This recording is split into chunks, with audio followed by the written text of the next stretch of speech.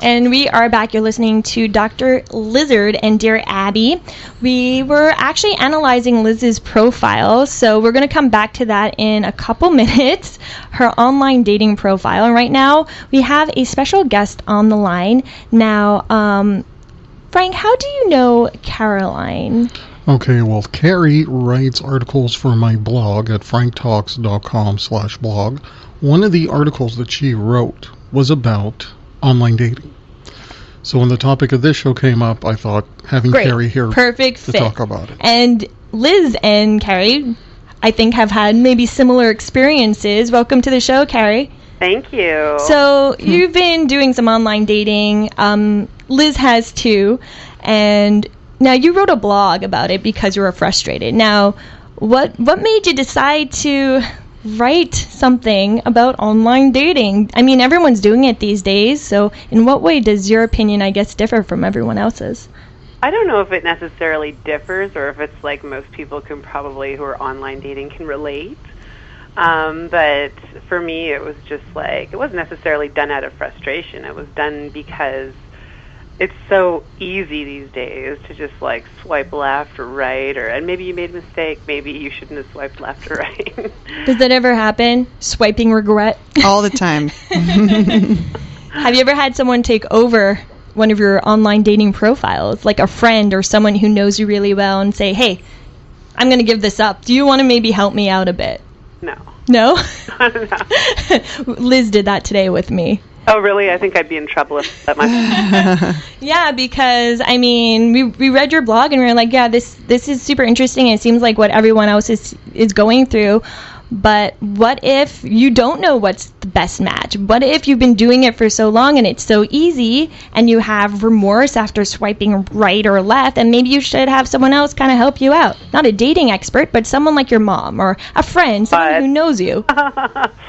No, I think I can handle this one on my own. But yeah. You wouldn't trust your mom to maybe choose your dates? Oh, I mean, I'll show my friends like it's kind of mean, but like I'll show some people like profiles that I think are kind of like they must be a joke, or maybe the guy actually thinks it's a good photo. I don't know. But, there's kind of like jokey ones. I never publish them. Mm-hmm. I'm glad you brought that up, though. Liz has been looking through photos, and she's good at finding the catfish photos. I mean, when you're doing online dating, is it hard to tell what's a fake profile, or are you really good at detecting it now? Well, some of them are so obvious. You can tell they're like Google stock images, and it's like, wow. And you can image search now, so you can even tell if it's real or fake or... Oh, yeah? Yeah, you can just search their image in Google and image search, and then it'll tell you where it's coming from. So that's like the first, being a detective, if you want to check and see if you're being catfished, do the Google searching, the Google image searching. Now, you've been doing this for a couple years, right? Well, I took like a break for like a year and a half, 2 years. What made you do that? It was so soul-sucking and vapid. I was just like, I couldn't go on one more horrible... Like, it was just... They didn't look the same, or they didn't think I looked the same, or whatever. I mean, like, obviously I'm not going to put, like, the worst picture I have of me with no makeup on, online, like, and I'm going to look better in person, So it's like, I think they're pictures of me that actually represent who I am and what I look like now. Like, they're not, like, 10 years old or anything. Mm-hmm. Yeah, do you find that happens a lot? People putting, say, photos from 10 years ago, and when they're 30 and now they're 40 and they're... acting like they... Heavier, yeah. That's terrifying. I find that very creepy. And when you go on a date with somebody, let's say, who does that, what's their response? Well, the guys, like, I mean, it's only happened to me, like, in a major way once, and it's almost like they're happy about it, like that they strung you along for so long, you know what I mean? It's like they must have some sort of innate need for attention from women online, you know what I mean? Like, so they could say whatever they want to say. There's no accountability. There's no face-to-face.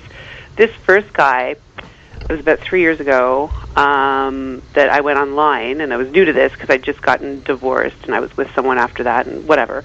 So when I first went online, it was like, I saw this picture. I didn't know how douchey bathroom selfies were at the time. So I was like, oh, wow, this guy's got a six-pack, and you took a selfie in the mirror in the bathroom. And he looked really cute and young and, you know, in good shape and whatever. So we started talking, and we ended up talking, like, every night for about 2 months till about 1 in the morning. I was burnt out. I was exhausted. But he called every night, and he'd just talk and talk and talk. He told me he used to sing with Pavarotti. He told me that the reason why they have the Elvis show in Las Vegas is because it was based on his life. Like, just all this stuff that I believed, and I was like, wow. How long ago is this?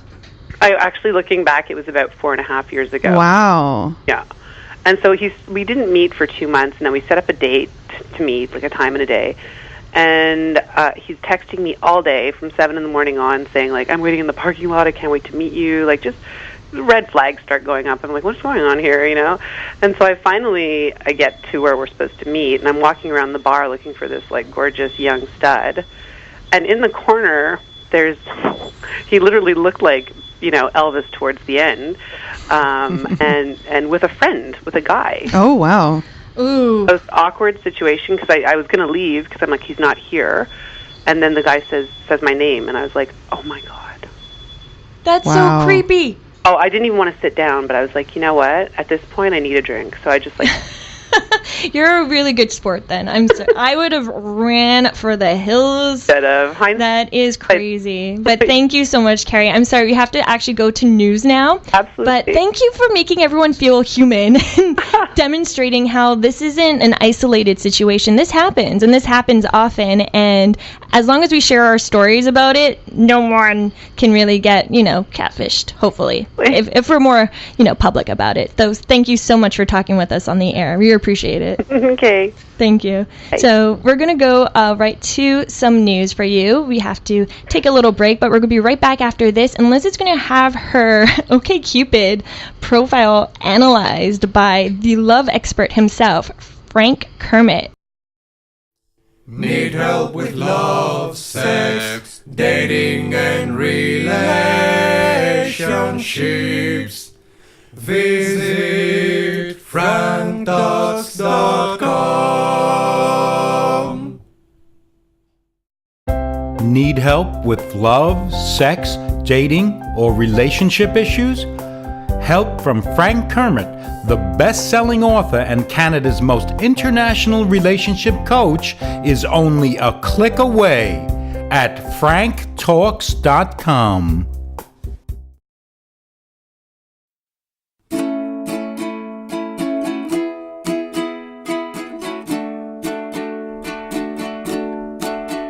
If you need help with your relationships, my buddy Frank, he's got some tips.